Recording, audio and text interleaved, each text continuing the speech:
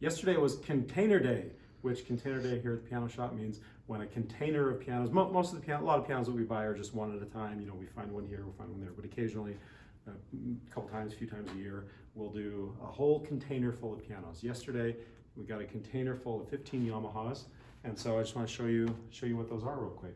And if you're in the market for Yamaha, Yamahas are so popular.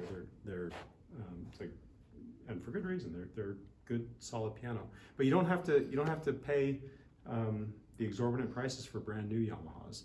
They've come out with lower end Yamahas like the B series, like the B3, or in the case of the Grands, it's the the B3 is an upright, kind of competing with the U series, the U1, or in the case of Grands, the C series is their main flagship series of Grands. This is a C3, and then to kind of compete to try and capture some of that market that they've lost because they've kind of outpriced themselves in the market. They've come out with lower end markets like the GB, the GB1. It's just an entry level piano. It's nothing special, and you know, because Yamaha is so powerful, they have such enormous clout. You would think that they would be diluting their brand with lower end pianos like the GB1 or the GC series. These are, you know, they're okay. They're not awesome like the C series. They're good. They're Yamaha. You'd think that they would dilute their brand, but the magic of Yamaha, they don't dilute it. They still just kind of continue on with this reputation. Anyway, okay. So pianos are kind of scattered. I'm going to give a quick tour of what we have. We weren't able to all put them in one spot because pianos take up a lot of space. Okay, so here we have a YUA, and I want to say 1987. Here's a C3, which I'm a huge fan of C3s.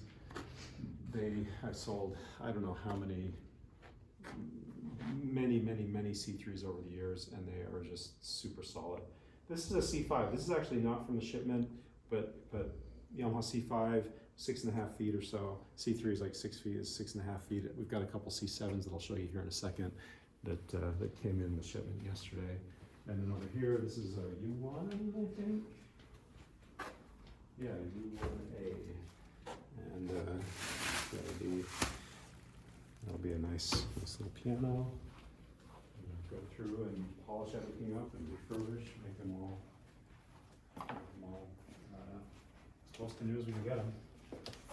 And then here we've got 1, 2, 3, 4, looks like 2 U3s. These taller ones are U3s, and then the shorter ones are U1s. I'm a big fan of both.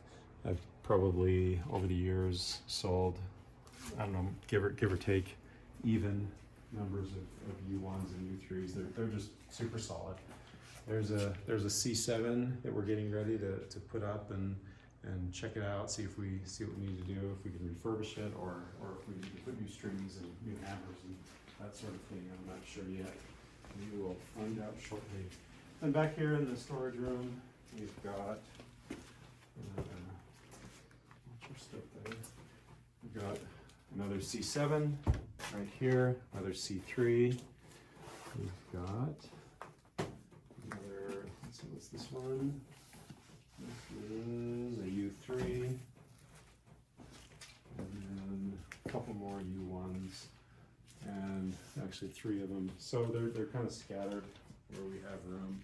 And these are solid pianos. I've done this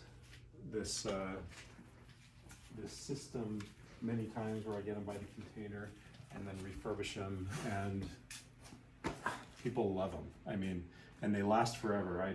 We sell I don't know, several hundred pianos every year, and the U1s and U3s, they just fly, and people love them, and we hardly ever get callbacks saying, we've got a sticking key, or we've got a squeaking pedal, or anything like that.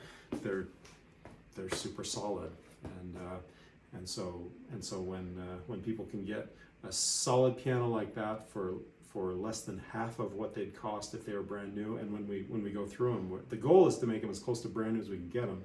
That's impossible, but we can get them really, really nice, both cosmetically and functionally, and at less than half the price of what it would be if it were actually brand new. Seems like a great value.